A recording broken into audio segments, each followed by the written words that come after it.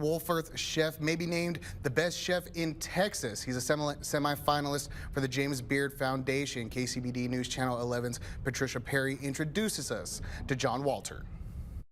Everything happens for a reason.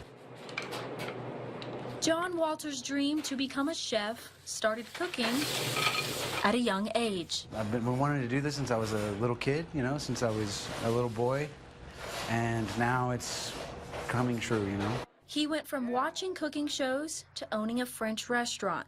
He says it wasn't always an easy journey. In 2020, during COVID, I couldn't find a job as a food and beverage director or an executive chef. I decided to go out on my own. He started selling tamales at the Wolfforth Farmers Market, and when that went well, he decided to open a tamale shop. Then a year ago, he opened Chez Sammy as a pop-up shop. Once I realized that there was a market gap and a demand for those things, I decided to reopen the restaurant as a French restaurant.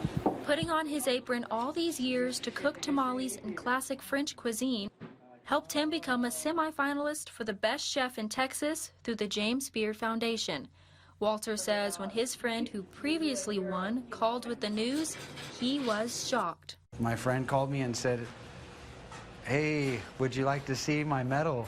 Would you like to see your medal?" And I thought he was joking, but really he was showing me his medal that he had already won, and he said, "You're next." He says he's honored to be a semifinalist for the James Beard Award, and young him would be proud. You have to do the heavy lifting for any goal that you set, and anyone can do it. Judges and subcommittee members of the foundation will score semifinalists. The 5 with the highest average score per category will move on to be nominees.